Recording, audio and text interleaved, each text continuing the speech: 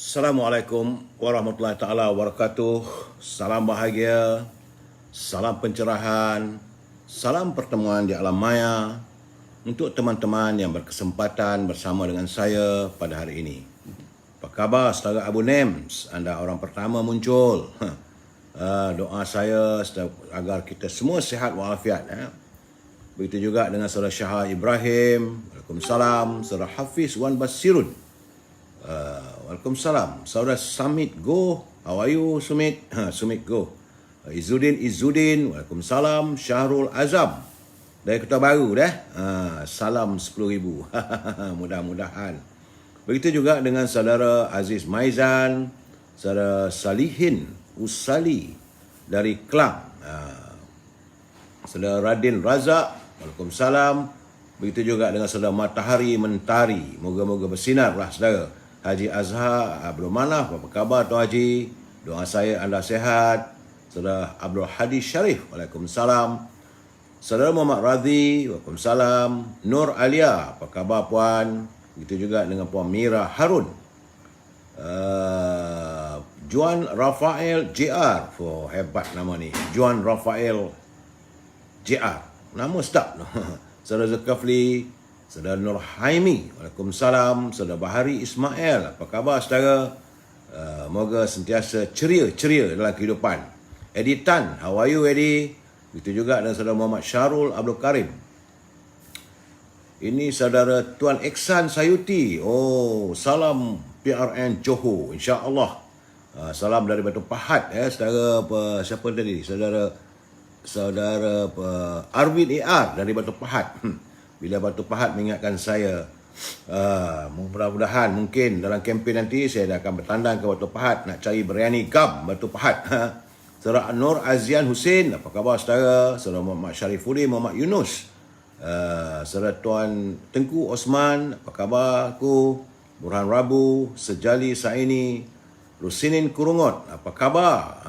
Doa saya Rusinin Kurungot di Sarawak sihat walafiat, di Sabah.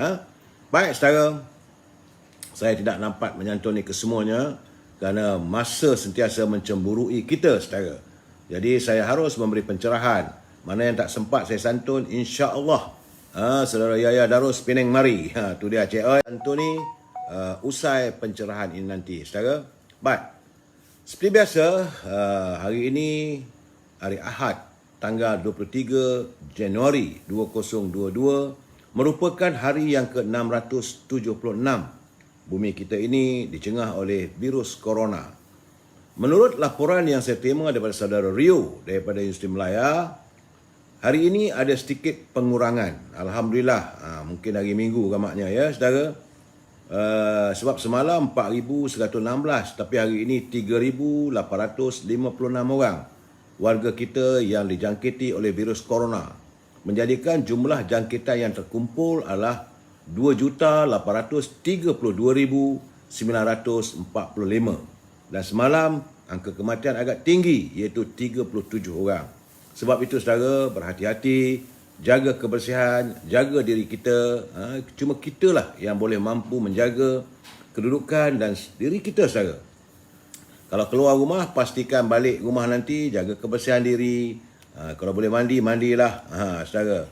Jangan kita terus masuk ke rumah. Kalau ada cucu ke, ada anak, terus pegang. Sabun dulu saudara. Jaga kebersihan. Dari laporan saudara Rio tadi, ertinya hari ini jangkitan sejumlah 3,856. Jumlah terkumpul untuk bulan ini sudah 71,805 orang. Tinggi saudara. Berusahalah kita untuk menjaga diri kita dan keluarga kita daripada virus corona. Saudara, baik, kita pergi seperti biasa, e-commerce sedikit. Sikit je saudara, jangan marah. Jika saudara ada punya produk, sila hubungi Al-Azhar untuk mewawarkan produk saudara. Saudara Jerry Chia Chiu Tak daripada Kuching, Sarawak.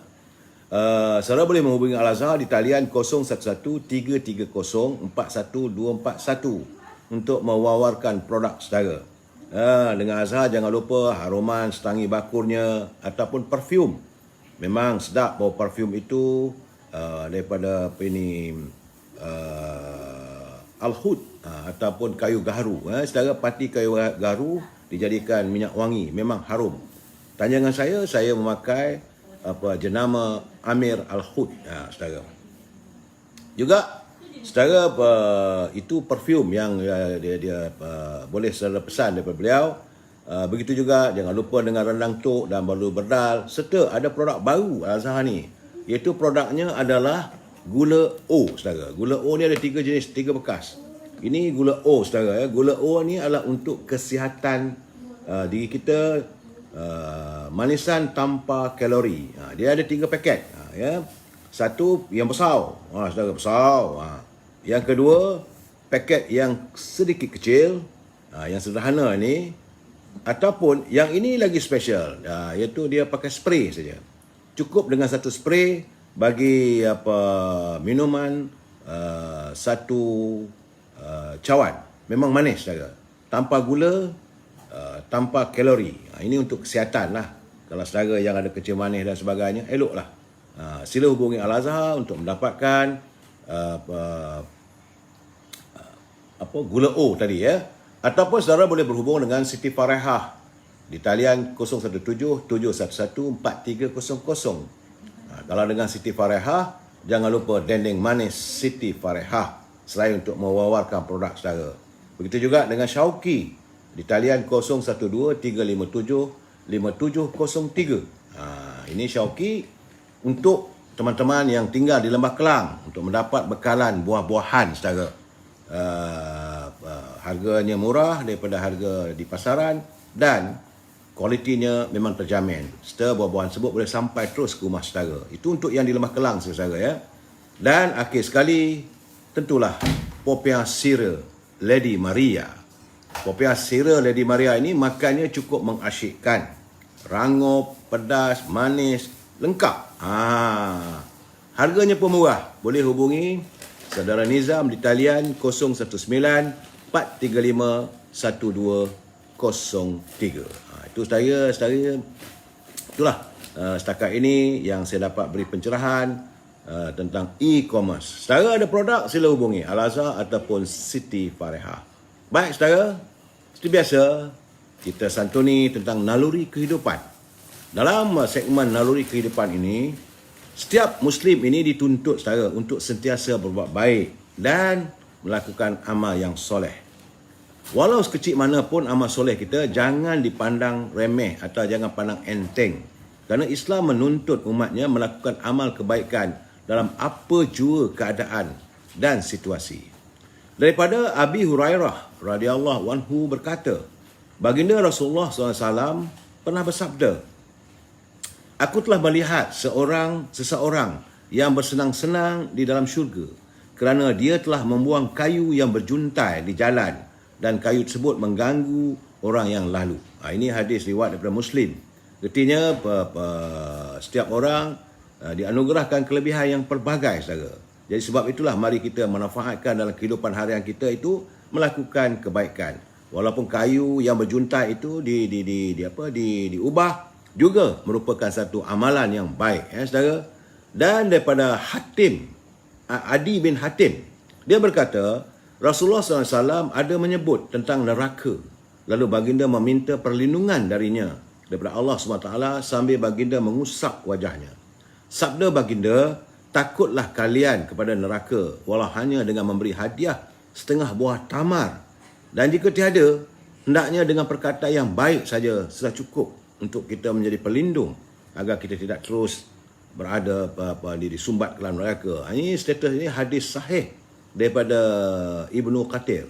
Jadi bagi kita yang hanya mampu melakukan amal baik yang kecil seperti bersedekah, meskipun dengan nilai RM1 pun cukuplah saudara. Ataupun kalau tak mampu, cukuplah dengan kata-kata yang baik, asalkan amalan kita yang baik. Ingat saudara, berusahalah menjadi orang yang baik. Dan segmen mutiara kata kita, kiriman Surah Hijr hari ini, kalaupun renungan mata kita masih kabur saudara, namun tenungan mata hati jauh lebih berarti buat kehidupan kita saat menilai budi dan jasa bakti orang lain terhadap kita. Jadi mungkin mata kita ni kabur melihat kebaikan, tapi mata hati kita mampu menilai. Jadi, dengarlah kata hati kita tentang sesuatu yang baik untuk kita. Okey, saudara, itulah mutiara kata kita hari ini. Dan seperti biasa, bila saya memulakan bicara kita, sentiasa saya akan mengungkapkan salam impian moratorium dan pengeluaran wang simpanan pekerja RM10,000. UMNO melalui presidennya, ketua pemuda, ketua wanita dan pimpinan UMNO masih lagi memohon agar pimpinan negara dapat menimbangkan supaya pengeluaran wang sejumlah RM10,000 daripada kumpulan wang simpanan pekerja dapat dilaksanakan. Saya menyuarakan, dapat tak dapat soal lain, saudara. Jadi bagaimanapun itulah tuntutan rakyat yang dalam keadaan yang semakin tersepit. Dan saya kepada pimpinan negara, saya sering berpesan, ingat, jangan kita berbelanja tanpa had. Kerana kalau negara berbelanja tanpa had, akhirnya negara kita ini akan muflis. Itu peringatan, saudara. Baik, saudara. Tajuk perbincangan kita malam ini, jangan tertipu lagi. Jangan tertipu lagi. Apa yang saya maksudkan, tunggu. Biarlah saya menyantuni pantun Pak Nazil dulu. Kata Pak Nazil, ini Pak Nazil yang kaya dengan buku-buku. Saudara boleh layari laman Pak Nazil di Nazil Hashim Muhammad. Kayu ditanggung letak sebaris, tepi halaman rumah Pak Musa. Melayu mengagung bahasa Inggeris, hilang pedoman, tinggallah bangsa. Jadi Pak Nazil begitu sensitif bagi orang yang mengagungkan bahasa Inggeris, sedangkan kita ada bahasa kita yang perlu dicintai. Katanya lagi, pokok tampin si pokok gelam tumbuh menjadi di tepi desa. Hebatnya pemimpin Melayu Islam, diizin judi, bebas leluasa. Ini dia mengkritik pimpinan. Kononnya hebatnya sebagai pemimpin Melayu Islam. Tapi judi masih lagi diizinkan sebebas-bebasnya. Terpulanglah pada pimpinan negara memikirkan santunan Pak Nazir. Bagi saya, beliau memberi pandangan yang begitu kiasan yang begitu berarti pada kita. Saya juga menerima kiriman daripada Saudara Nordin Malik, anak muda daripada Perak Tengah. Hari ini dia sibuk dengan dia punya agro. Kerana sekarang ni dia telah melaksanakan kempen agro pelancongan pula di tempat agronya. Itu merupakan produk warisan Perak Tengah. Ini dulu tak dapat dilakukan kerana PKP. Selama 2 tahun, hari ini dah boleh buka. Jadi bolehlah untuk anak-anak nak bercuti dan sebagainya pergi ke agro untuk melihat bagaimana suburnya tanaman-tanaman yang dilakukan melalui teknik ataupun cara teknologi yang tinggi. Saudara, kata Saudara Nordin, cantik alam berwarna-warni nampak berlukar jauh terpencil. Bagaimana anak muda mau bertani? Jadi asuh mereka sejak kecil. Sebab itu dalam agro tu bila bawa keluarga, anak-anak dapat melihat bagaimana untuk menanam sektor pertanian. Katanya lagi, kalau mencari ikan tongsan, pergi menjala mudik ke hulu. Perak Tengah, daerah warisan, makmur gemilang sejak dahulu. Jadi saudara bolehlah bertandang ke Perak Tengah. Terima kasih saudara Pak Nazir, terima kasih saudara Nordin kerana berkongsi pantun untuk kita, saudara. Dalam segmen ini, usai pantun, kita masuk segmen gedung ilmu sedikit. Kerana dalam ungkapan bangsa Melayu terdahulu, ada menyebut, untuk menjadi sebagai pemimpin, seseorang itu mestilah menjaga kemurnian sikap. Dan warga bangsa amat mengharapkan hadirnya pemimpin Melayu yang cergas. Ungkapan kata-kata terdahulu, pemimpin terdahulu mengharapkan hadirnya pemimpin hari ini dan akan datang adalah pemimpin Melayu yang cergas. Kerana dalam memimpin lakunya cergas, dia berfikir cepat, bekerja pun tangkas, hatinya lapang, fikirannya luas, menghadapi masalah tiada cemas. Jadi orang cergas ni tak ada kisah. Ada halangan ke ada masalah dihadapi dengan baik. Saudara, menunaikan tugas tanpa pantang bermalas. Menunaikan janji, ianya kemas. Bila berjanji, ia akan tunaikan. Dijadikan pemimpin, rakyat kan puas. Dijadikan tua, lapanglah nafas. Untuk kita mengalir nafas. Bila pemimpin yang cergas. Dijadikan induk, tidak terbabas. Sayapnya panjang, terbangnya bebas. Saudara, itulah impian pemimpin terdahulu agar hadirnya pemimpin kita hari ini dan akan datang seorang yang cergas. Kita sambung lagi malam besok, saudara. Baik saudara, seperti biasa saya harus memberi peringatan kepada mereka yang menyunting halaman saya ini dan dimasukkan dalam channel YouTube ataupun sebarang channel. Maka semua suntingan anda adalah tanggungjawab anda. Saya tidak bertanggungjawab kerana saya sendiri tidak mampu untuk memantau ke semua suntingan yang anda lakukan. Begitu juga komen-komen yang anda kemukakan pada ruangan ini juga adalah tanggungjawab anda. Saya tidak bertanggungjawab sama sekali apa saja yang anda utarakan. Cuma sebagaimana saya perlu memberi peringatan, ini adalah pencerahan politik, matlamatnya agar warga kita berinformasi dan dapat memikirkan dengan jelas apa yang sedang berlaku dalam negara ini. Sebab saya ambil daripada culipan yang tersiar dalam media sosial, media arus perdana, dan saya cuba garap supaya kita dapat memahami sedalamnya situasi politik kita hari ini, saudara. Jadi prinsip saya adalah kita mesti bersetuju untuk tidak bersetuju. Kalau pandangan saya ini saudara tidak bersetuju pun tak ada masalah. Kalau saudara bersetuju juga pun alhamdulillah. Cuma kalau saudara mengirim kiriman dan sebagainya, gunakanlah bahasa-bahasa yang baik.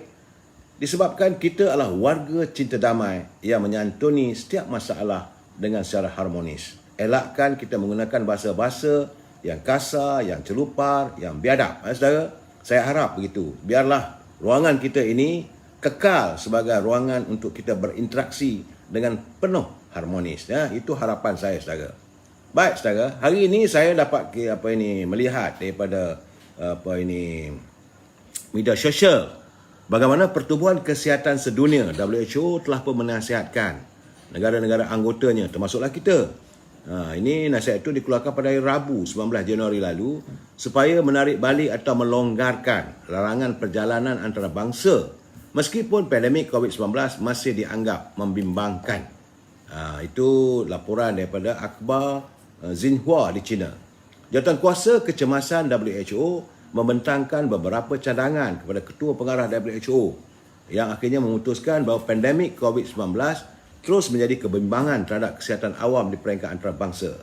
Jadi, menurut jawatankuasa itu, bukti vaksinasi terhadap COVID-19 tidak boleh digunakan sebagai satu-satunya cara ataupun syarat untuk membenarkan perjalanan antarabangsa. Kerana akses global yang terhad dan pengedaran vaksin COVID-19 yang tidak saksama. Itu menurut laporannya. Jadi, artinya saudara, sebagaimana yang dilaporkan di England hari ini tidak lagi memerlukan pasport, itu mesti ada sertifikat ataupun sijil vaksinasi. Itu di England. Jadi saya amat mengharapkan agar pimpinan, khususnya Kementerian Kesihatan, dapat melihat suasana ini. Yang selalu saya katakan, carilah ubat yang terbaik untuk rakyat. Jika ada rakyat kita dijangkiti oleh virus corona ataupun COVID-19, yang diperlukan oleh rakyat adalah ubatnya.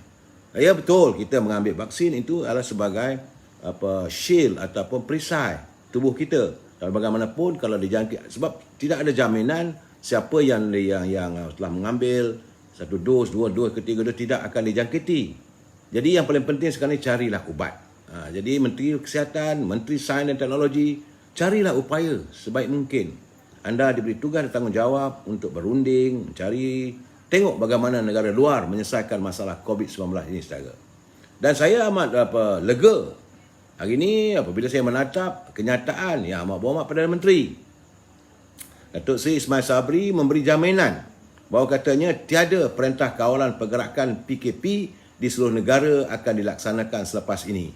Ini kerana tak silap saya di Pahang diadakan PKP daerah. Tapi ramai orang susah hati. Apakah kita akan merayakan hari raya akan datang itu dilaksanakan PKP? Tak dapat raya lah pula. Tapi menurut kenyataan yang berhormat Perdana Menteri, dia kata tiada perintah kawalan PKP di seluruh negara akan dilaksanakan. Saudara, jadi sektor ekonomi akan dibuka seperti biasa dan beliau memberi jaminan tidak akan menutup lagi negara dari segi perniagaan, pergerakan rakyat bebas seperti biasa. Bagaimanapun, beliau berharap kita mesti fokus kepada kawasan bersasar saja. Sekiranya satu kawasan berlaku peningkatan jumlah kes positif, maka perintah kawalan pergerakan diperketatkan. PKPD akan dilaksanakan di kawasan tersebut saja, bukan seluruh negara. Terima kasih Yang Amat Perdana Menteri. Ini yang diharapkan oleh rakyat. Jangan buat PKP semua masak macam dulu-dulu. Sudahlah, kita belajar. atas kesilapan masa silam saya. Cuma saya hari ini agak tersentuh juga mendapat coretan daripada media portal Gemilang yang menulis atau mencatatkan kisah bagaimana seorang pensyarah di sebuah pusat pengajian tinggi di universiti yang menitiskan air mata saat dia terserempak dengan bekas pelajarnya sedang bergelut mencari rezeki. Dia amat sayu hati, sedih dan terkesan kerana pelajarnya, bekas pelajar sebagai seorang pensyarah tentulah dia kenal. Itu graduan daripada universiti, hari ini bergelut mencari rezeki untuk dengan menjadi sebagai penghantar makanan. Macam saya katakan 2-3 hari lalu, yang bergelar PhD, hari ini pelajar bekas mahasiswa terpaksa menjadi penghantar makanan. Katanya itu kenyataan tu dia tularlah dalam perkongsiannya dengan dalam media internet. Katanya perkongsian pensyarah wanita yang dikenali sebagai Dr. Syazwani Derani menjadi tumpuan netizen yang rata-rata tersentuh dengan perkongsian tersebut. Catatannya dia kata sayu hati bila terjumpa bekas pelajar sedang struggle, sedang berusaha dalam mencari sumber pendapatan. Saya tunggu sehingga habis dia makan. Rupanya dia tengok pelajar dia rupanya tengah makan. Saya hanya memerhati dari dalam kereta. Ini kata pensyarah sebut. Suapan demi suapan saya perhatikan, tersentuh hati. Mengalir jugalah air mata saya melihat untung nasibnya. Pelajar beliau adalah pelajar universiti. Masa nampaknya dia tengah buka bungkusan makanan, waktu itu terdetik juga di hatinya untuk memanggil. Tapi dia kata kalau dia memanggil, tentulah tak jadi makan pula. Jadi dia tunggu sampailah pelajar tadi tu, bekas pelajar itu makan, dah habis makan, dan dia pun berjumpa. Dan reaksinya amat tidak dijangka. Dia teruja lah. Bekas pelajar itu segan-segan malu. Tapi beliau sempat berkongsi cerita tentang kepayahan yang dialami. Antara yang terkesan, katanya, saya suka time hujan, doktor. Kerana masa itu orang ramai tak keluar. Jadi kalau waktu itu order banyak time itu. Jadi doktor tu kata, ya Allah, orang dalam hujan, kita duduk di rumah, tapi anak muda ini, bekas siswazah ini, paksa bergelut dalam hujan menghantar makanan. Dia bergadai, mereka mencari pendapatan dengan cara ini bergadai nyawa yang semestinya ketika hujan tentulah ada pelbagai risiko. Jadi ikhlasnya mereka membantu memudahkan urusan penghantaran makanan kepada kita, sedangkan mereka struggle bermacam-macam. Ya, kalau makanan lewat sampai, sebab itu Dr. Syazwani tadi kata, kalau kita berpesan, kalau makanan lewat sampai, janganlah marah mereka.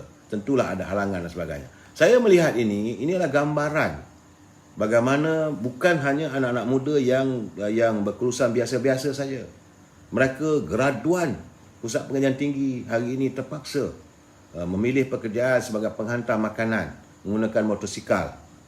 Jadi inilah kehidupan kita. Saya haraplah pimpinan negara dapat memikirkan bagaimanakah caranya untuk kita menyelesaikan masalah anak-anak muda kita ini yang semakin tersepit kehidupan mereka. Terpaksa. Tapi bagaimanapun kita bangga kerana warga, anak-anak muda kita ini mereka mahu berusaha untuk mencari rezeki yang halal. Tidak terjebak dengan kegiatan yang bukan-bukan. Itulah keadaannya. Baik saudara, itu catatan sedih. Dan siang tadi saya dapat laporan bahawa sekumpulan anak muda mengadakan himpunan yang menuntut agar dihentikan penganiayaan terhadap Datuk Seri Najib dengan mengharapkan agar kesemua mereka yang disebut dalam kes pembicaraan Seri Najib itu turut dibawa ke muka pengadilan. Kabarnya kehadirannya begitu memeranjatkan, sekitar 10,000 orang di Putra World Trade Center. Jadi reti anak-anak muda pun sudah memula faham. Mereka juga mengikuti perkembangannya. Namun begitu, sesuatu yang perlu saya fikirkan, ini saya lihat saudara ya, dari kalangan menteri-menteri kabinet yang ada yang pernah bekerja ataupun berkhidmat waktu Tuan Dr. Mahathir jadi Perdana Menteri, bila beliau diberitakan nazak, beritakan dalam kritikal di Institut Jantung, tak ada pun yang nak buat kenyataan, simpati dan sebagainya. Cuma yang Bapak Perdana Menteri semalam pergi melawat. Lain tak ada. Melainkan saya lihat coretan murninya hati Datuk Seri Najib, walaupun beliau dituduh dengan kepelbagaian, dia masih dalam coretan itu beliau mendoakan agar dipermudahkan usaha rawatan penyakit yang dialami oleh Dr. Mahathir dan segera sembuh. Murninya hati Datuk Najib. Padahal beliau dituduh macam-macam. Jadi saya melihatlah kadang-kadang. Itulah saya kata naluri kehidupan kita ni. Ramai antara mereka bernama pemimpin, dia lupa siapa yang pernah berjasa pada mereka. Saat anda berada kuasa, saat seseorang itu jadi Perdana Menteri yang boleh memberi kemewahan pada mereka, waktu itulah mereka memuja. Tapi bila dah hilang jawatan, maka tanggunglah sendiri. Saudara, itu keadaannya, saudara. Jadi saya haraplah agar Ya Muhammad Datuk Ismail Sabri sedar, kalangan anda yang dikelilingi, yang orang mengilingi anda saat ini, bukanlah orang yang akan mengenang ataupun membela bila anda berada dalam kesukaran, sebagaimana yang dialami oleh Datuk Seri Najib, sebagaimana yang dialami oleh Dr. Mahathir dan pimpinan yang lain. Jadi dalam keadaan sekarang ni, yes boss, you are my boss dan sebagainya, hanyalah sekadar retorika untuk mengambil hati. Sudah-sudahlah. Saudara. Dan esok adalah tarikh penting bagi UMNO. Kerana besok merupakan mahkamah tinggi di Kuala Lumpur akan menentukan apakah Presiden UMNO mempunyai prima facie. Itu punya kes untuk dibicarakan. Kalau tak ada prima facie itu, tak adalah, bebaslah. Kerana setakat ini telah 99 saksi dibawa ke muka pengadilan, memberi kenyataan dan sebagainya, dan pembicaraan untuk menentukan ada tak ada prima facie. Besok bukan jatuh hukum, saudara. Besok hanya menentukan apakah Presiden UMNO ini ada kes untuk dibicarakan. Sedangkan untuk menentukan ada tak ada prima facie itu mengambil masa selama hampir 3 tahun. Jadi kalau bercara besok tak tahu berapa lama lagi. Jadi Presiden UMNO kita ni dibicarakan bermula 18 November 2019. Sebelum pendakwaan menutup kes pada 19 Mac tahun lalu. Ada 47 pertuduhan dan macam-macam lah, saudara.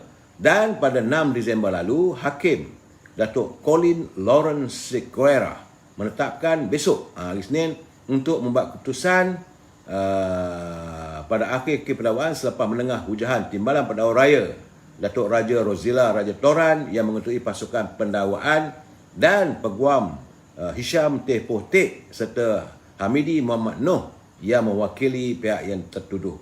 Jadi tarikh keputusannya ditetapkan oleh Mahkamah Tinggi itu besok pada 24 hari bulan Januari. Apakah ada tak ada prima facie? Prima facie ni bahasa undang-undang, saudara. Maksudnya apakah ada kes untuk dibicarakan. Kalau tak ada kes, tak adalah, lepaslah. Itu keadaannya. Dan bersamalah warga UMNO berdoa agar mereka yang berusaha untuk melunturkan keyakinan rakyat terhadap Presiden UMNO ini tidak kesampaian. Mudah-mudahan.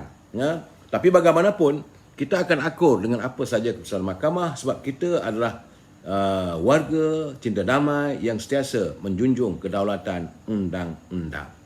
Kalau saudara kena ingat, saudara, sebab kerana politik ini dia punya kuasa yang ajaib. Yang putih boleh dihitamkan, yang hitam boleh diputihkan, nak buat kelabu pun boleh.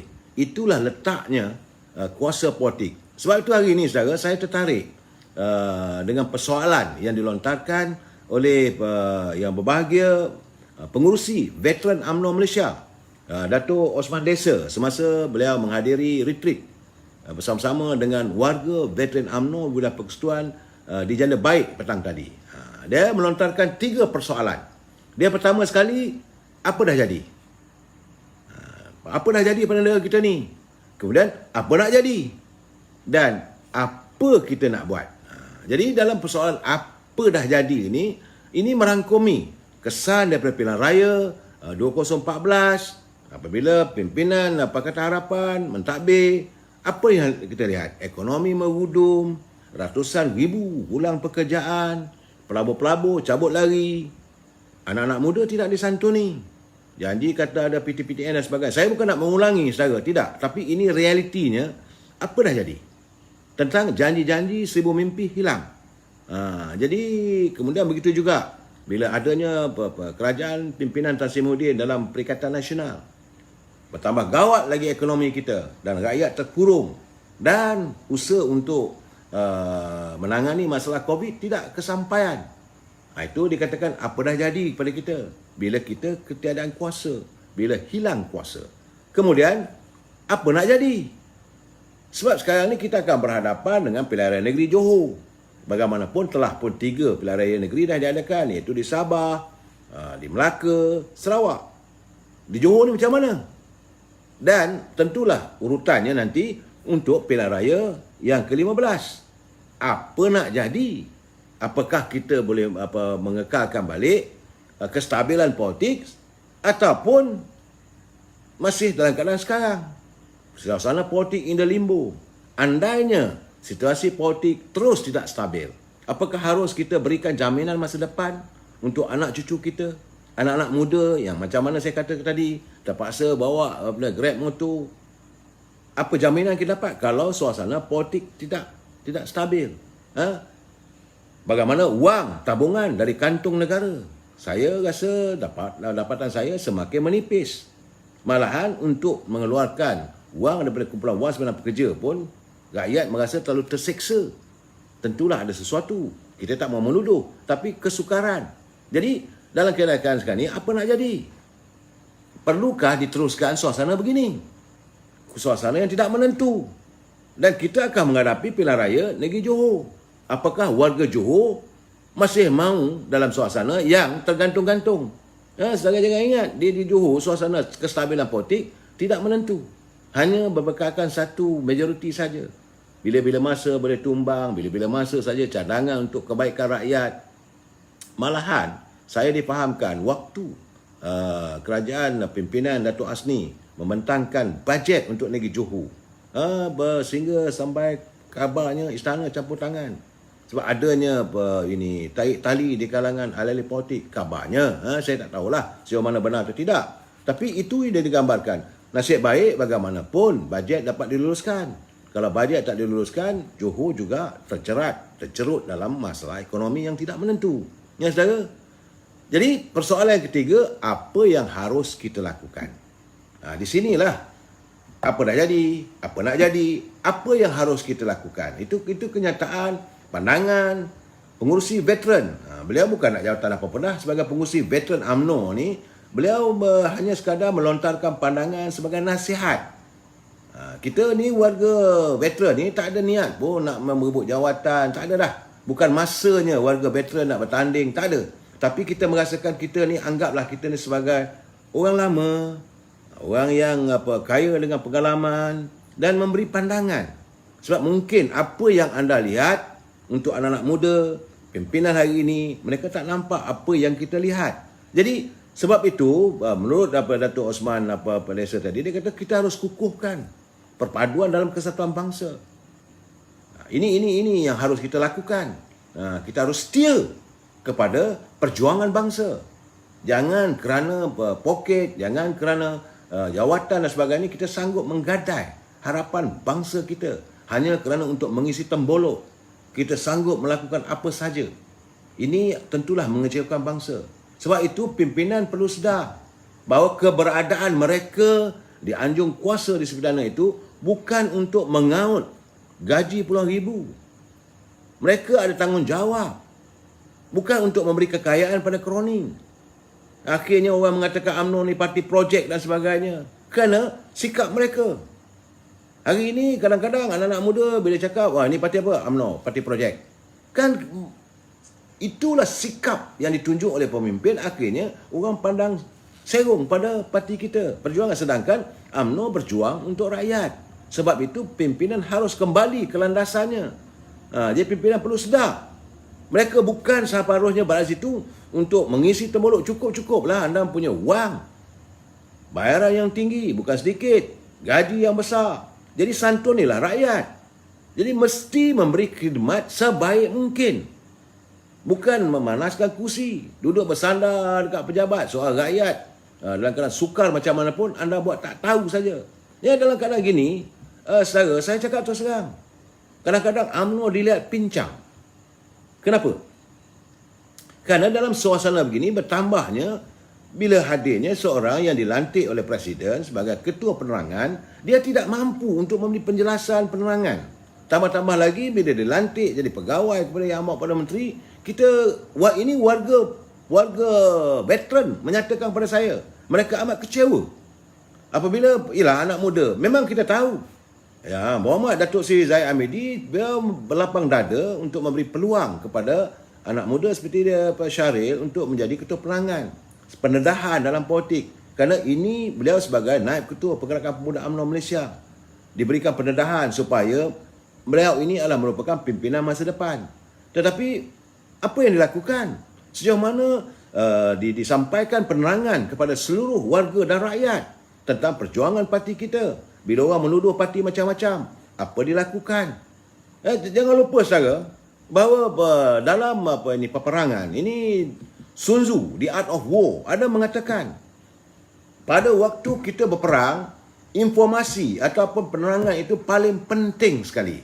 Jadi saya haraplah agar Yang Muhammad Datuk Seri Zahid Hamidi dapat memikirkan keadaan begini. Warga UMNO, peringkat akar umbi juga terkesan sebab mereka menanti apa nak dilakukan. Contohnya macam pilihan raya di negeri Johor. Janganlah sebagai ketua penerangan pula memberi kenyataan yang bercanggah dengan parti. Jadi bawah pening kepala. Ini keadaannya saudara. Saya haraplah supaya ketua penerangan kita ni kembali ke landasan. Kalau nak berjuang dalam parti, biarlah suara anda itu menggambarkan suara parti. Bukan suara individu. Bukan suara yang membodik sana sini. Tidak. Suara yang anda lantarkan, pandangan yang anda berikan sepatutnya dipikirkan semasak-masaknya. Dulu masa Datuk Ahmad Maslan jadi ketua penerangan tak ada masalah. Dulu waktu Tan Sri Muhammad Haji Mat Taib jadi ketua penerangan UMNO Malaysia, kita dapat menyantuni banyak permasalahan. Cuma sekarang ni akhir-akhir ini, bila jawatan ketua penerangan itu diberi pada anak muda, memang kita nak bagi peluang. Tetapi kalau dia tidak sealiran dengan pimpinan, sebab rakyat akan lebih melihat warga di bawah ni macam mana ni bercanggah. Presiden kata begini, dia kata begini. UMNO kata tuntut KWSP, dia kata tak ada keperluan. Jadi masalah ini yang bercanggah membuatkan kita naik bengong. Pulanglah Datuk Seri Presiden. You have a chance untuk memikirkan semasak-masaknya. Ini yang saya dapat adalah pandangan daripada warga veteran UMNO. Khususnya veteran UMNO wilayah yang begitu terkesan melihat kebejatan berlaku. Jadi saya nak cakap lebih tak maulah. Dan sekarang ni kita juga memikirkan apa kesudahannya. Tentang macam semalam kita melihat anak-anak muda melakukan unjuk rasa dalam demonstrasi di sekitar Kuala Lumpur. Macam saya kata semalam, hanya kerana seorang azam baki, Kuala Lumpur ditutup. Peniaga-peniaga di sekitar jalan-jalan Tukar Abdul Rahman tak boleh berniaga. Soalnya sekarang ni, apa hasilnya? Kemana mereka? Bagaimana anak muda ni? Kenapa mereka begitu? Tentu ada sebabnya. Saya berkali mengatakan bahawa anak-anak muda sekarang ni dalam kehampaan yang teramat. Anak-anak muda merasakan bahawa mereka tidak disantuni oleh pimpinan. Mereka hidup dalam keadaan seolah kadang-kadang gelandangan. Perut semakin kosong. Mereka juga ada ibu bapa. Bila balik kampung ataupun bila balik ke rumah, melihat kedua ibu bapa mereka, keluarga mereka masih lagi dihimpit dengan kehidupan yang sukar ini, tentulah menjadikan mereka merasa marah, merasa bosan. Jadi, apa sahaja yang berlaku, kalau sesuatu itu dilihat untuk menegakkan keadilan, mereka akan tampil ke depan. Sebab itu, saya harap agar jiwa anak muda ini disantuni. Memang, kita kena mengakui. Dulu-dulu pun saya dah bercakap, semalam pun saya dah bagi tahu, anak muda mereka adalah insan yang berfikiran kritikal. Pemikiran mereka adalah kritis. Tapi jangan kita marah. Santuni sebaik mungkin. Berikan penjelasan. Ini keadaannya. Sekarang ni benda tergantung-gantung. Akhirnya mereka mengadakan demonstran. Jadi sampai ke mana akhirnya perjuangan yang dilakukan oleh anak muda kita semalam? Itu persoalannya. Jangan sia-siakan waktu mereka. Mereka hadir ke Kota Raya Kuala Lumpur pun bukan percuma. Ada perlu dibayar. Lebih baik wang itu digunakan untuk belanja dirinya dan keluarganya. Jadi sebenarnya kita kena tanya, Apa sebenarnya yang mereka mahu? Sedangkan saya rasa anak-anak muda mahukan ketelusan dalam pentadbiran, atau ini juga merupakan satu meditasi, satu suara hati anak muda yang menzahirkan kebosanan melihat kebejatan dalam kepimpinan. Jadi saya harap pimpinan negara harus melihat, menyantuni perkara ini. Dan kita sebagai warga UMNO, ahli-ahli UMNO juga runsing. Kerana kedudukan sekarang ni yang bawa Perdana Menteri datang daripada UMNO. Kita faham. Tapi kadang-kadang rakyat tak diberi penjelasan. Sebab itu saya kata Ketua Perangan kena bagi penjelasan. Kerajaan hari ini bukan kerajaan Barisan Nasional. Kerajaan hari ini bukan kerajaan UMNO. Kerajaan ini adalah kerajaan rentetan daripada Kerajaan Pakatan Harapan kepada Perikatan Nasional, dan terbentuknya campuran antara tiga parti utama, iaitu UMNO, PAS dan PBM. Di kalangan mereka-mereka yang melompat dan sebagainya. Dan UMNO bukanlah pembuat dasar yang mutlak. UMNO bukan dominan. UMNO saya selalu katakan hanyalah sekadar picisan. Hanya duduk tempel-tempelan. Secara kebetulan saja calon daripada UMNO sebagai naib presidennya, Datuk Ismail Sabri, dilantik sebagai Perdana Menteri.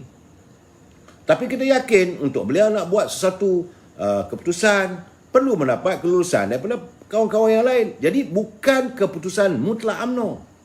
Tapi kalau anak muda tidak disantuni, anak muda akan merasakan ini keputusan UMNO. Ini yang rosaknya parti kita. Dulu saya dah kata, sesuatu berlaku terpalitlah pada UMNO. Jadi sebab itu kita harus menyantuni anak muda. Sebab saya rasa kebanyakan mereka yang hadir semalam, yang hadir pada demonstran itu adalah terdiri kalangan anak-anak muda yang majoriti dalam terhimpit dalam keadaan kesukaran untuk kehidupan. Mereka bukan senang lenang, yang tidak punya pekerjaan, saudara. Dan saat-saat begitu kita melihatlah, bila keadaan itu berlaku, maka parti bangkang, khususnya macam parti DAP, it is a time untuk mereka menarik sokongan. Dan hari ini kabarnya saya dengar bahawa pimpinan DAP sedang menarik, memikat parti muda untuk menyertai gagasan Pakatan Harapan. Yang besar kemungkinan mereka akan menyingkirkan pula Parti Keadilan dari gabungan. Kalaulah parti muda ini menyertai Pakatan Harapan, maka mereka lebih mudah untuk menyingkirkan Parti Keadilan kerana mereka hilang keyakinan kepada kepimpinan keadilan. Itu yang saya dapat. Sebab itu pilihan raya di Sarawak apa yang berlaku, pilihan raya di Melaka. Jadi mereka sudah melihat bahawa untuk anak muda ni kita santuni Syed Saddiq. Sebab itu kalau lihat sekarang ni ada pertemuan antara Syed Saddiq dengan Lim Kek Siang dan sebagainya. Ini sebenarnya adalah dari segi politik, taktikal politiknya, untuk memanjangkan hayat politik mereka dan untuk menarik sokongan anak muda, khususnya anak-anak muda dari keturunan warga bangsa kita, untuk menyokong mereka. Ini keadaannya sebenarnya, saudara. Dan secara dalam keadaan begini, eloklah, macam saya katakan semalam, kita catatkan rekod dalam kita punya diary. Ada 3 perkara besar berlaku semalam. Pertama, berita gempa, Dr. Mahathir masuk semula ke IJN. Macam-macam cerita sampai hari ini tak selesai lagi. Masih lagi cerita yang bagi saya lah, kita eloklah biarlah dia menerima rawatan, tak perlulah kita nak menyebut. Kalau apa-apa berlaku, dengarlah apa yang diumumkan oleh keluarganya. Lain jangan kita campur. Saudara. Dan bagi UMNO ni tak ada dia bukan ahli UMNO pun dah. Tetapi bagi saya yang paling penting sekarang ni, iaitu pertama sekali pembubaran Dewan Undangan Negeri Johor.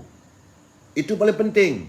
Bila saya bagi tahu minggu lepas, saya kata insya-Allah kabarnya Johor akan membubarkan Dewan Undangan Negerinya mungkin hari Isnin. Saya kata mungkin, saya kata, dan ternyata. Tapi orang masa itu mereka mengatakan bahawa pandangan saya ini adalah pandangan yang jumut, tak betul, dapat daripada mana ke. Saya tak boleh nak ceritakan saya dapat dari mana. Saya tak boleh menceritakan sos ataupun sumber dari mana, tapi saya sudah mengetahui. Daripada minggu lepas lagi saya kata besar kemungkinan akan berlaku pembubaran Dewan Negeri. Kemudian pihak parti-parti pembangkang pula mula menuduh macam-macam. Jangan lupa bila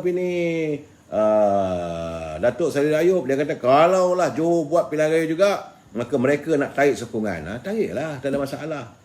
Cuma kita sekarang ni ada yang tarik, ada yang tekan. Kita nak tanya pula pemimpin parti PBM ni bila nak tekan butang pula. Katanya sekali tekan butang semua jatuh. Jadi saudara, Ini untuk informasi saudara ya. Dewan Undangan Negeri Johor dia ada 56 kursi. Jadi untuk majoriti mudah, untuk membolehkan sebuah kerajaan itu dibentuk, salah satu buah parti itu ataupun gabungannya mesti mendapat sekurang-kurangnya 29 kursi. Itu yang dikatakan majoriti mudah. Dalam keadaan sekarang hari ini, Datuk Hasni cuma ada 28 kursi saja. Bukan majoriti mudah. Jadi untuk dapat majoriti mudah, mesti dapat 29 kursi. Kerana sebelum pembubaran, yang ada pada Datuk Hasni, 28 sokongan dan 27 menentang. Saudara. Dan satu kursi Dewan Undangan Negeri itu kosong, kesan daripada anggota daripada Parti Pembumi, PBM, meninggal dunia. Jadi, waktu itu sekiranya ada apa-apa usul dalam Dewan Undangan Negeri, kalaulah tak datang seorang, maka usul untuk kebaikan negeri tidak dapat terlaksana. Ada orang bertanya bahawa speaker bagaimana? Speaker dilantik, dia bukan dipilih di kalangan wakil rakyat, tetapi dia merupakan wakil daripada Parti Amanah. Kerana dia kalah pada PRU 14. Bagaimanapun, murninya hati Datuk Hasni dan pimpinan UMNO melantik beliau sebagai speaker dan dikekalkan sehingga hari ini. Di Johor, pertambahan kursi yang baru adalah 30%.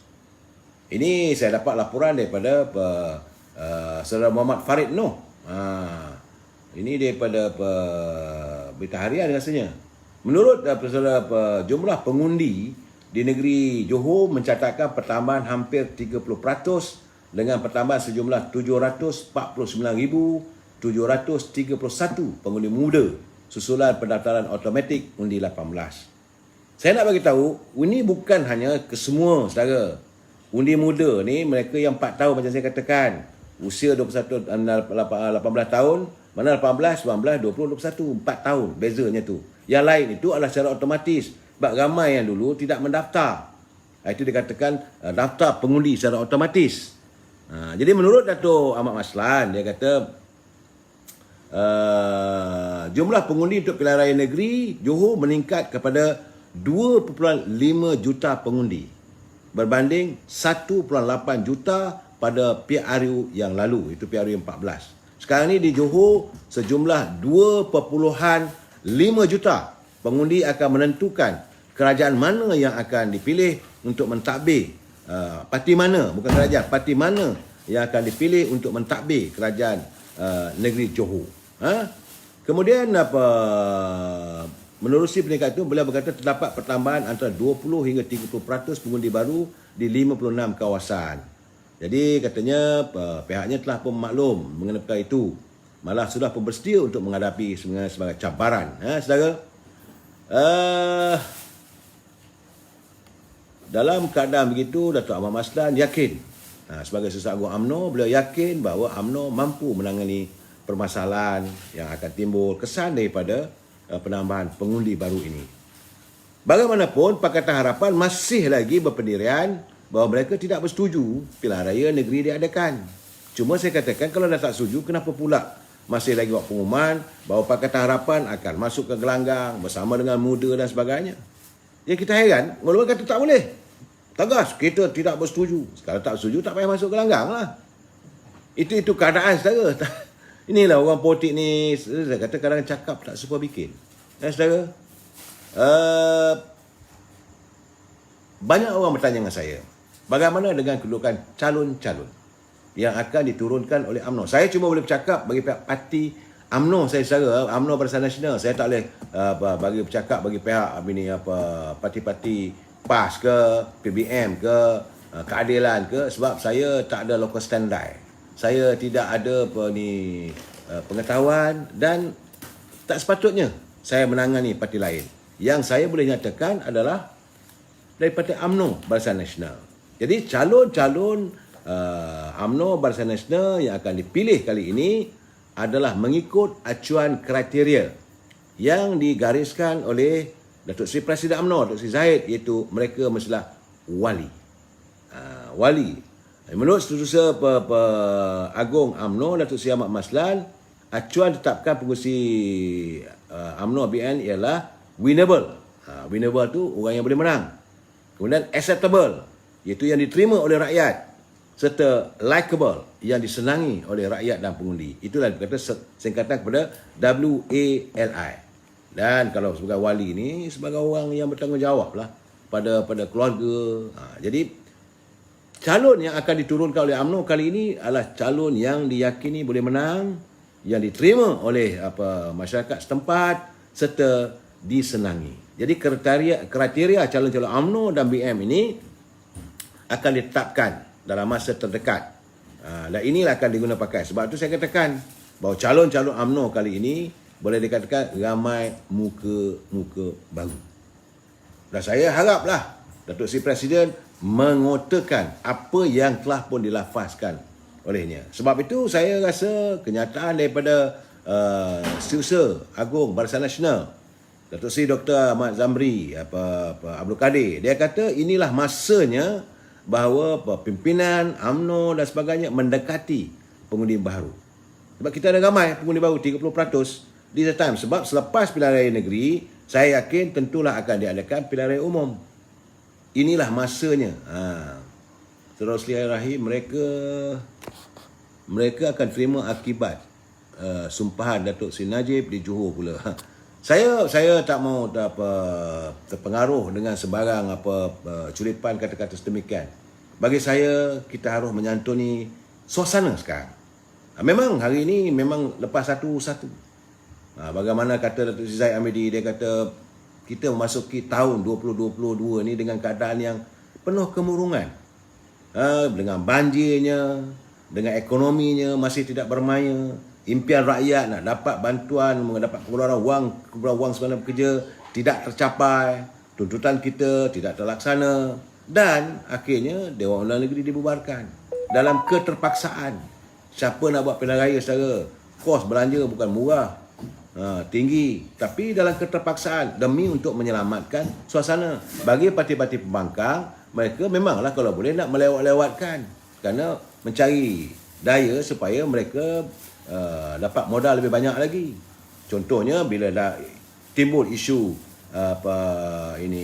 Azam Baki, ini dirasakan sebagai modal untuk membelasah pimpinan, kerana hari ini di Johor UMNO memimpin, maka dibelasahlah nanti. Soal-soal beginilah yang kita rasakan sudah sampai masanya Ketua Penerangan turun ke gelanggang menceritakan keadaan sebenarnya. Ini yang agak merusingkan. Saya mendapat setakat hari ini saudara, DUN yang malam esok insya-Allah saya akan beri penjelasan lagi siapa mereka itu. Setakat ini DUN Dewan Undangan Negeri yang besar kemungkinan kekal pada UMNO, saudara, terdapat lebih kurang, tak silap saya tadi berapa? 19 rasanya. Dalam keadaan cukup selesa.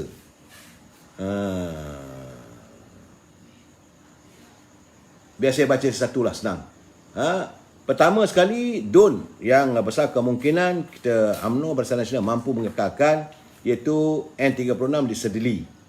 Kemudian N38 Penawar, N18 Seri Medan. Ini yang menang saudara. N20 Semarang, N37 Johor Lama, N33 Tenggaro, N53 Benut, N39 Tanjung Surat, N25 Rengit, kemudian N34 Panti, N32 Endau, N31 Kahang, N35 Pasir Raja, N56 Kukup, N22 Parit Raja, N26 Macap, N27 Layang-Layang, N16 Sungai Balang. Ini 18, bukan 19. 18 kursi UMNO modal besar. Orang lain belum tahu lagi. Bagaimanapun, terdapat ada berapa ni? 1, 2, 3, nanti kita kira yang mungkin boleh menang. Kerana dari segi majoritinya terlalu sedikit. Contohnya saya kata kursi DUN Sungai Balang. Sungai Balang Barisan Nasional kalah cuma majoritinya 174.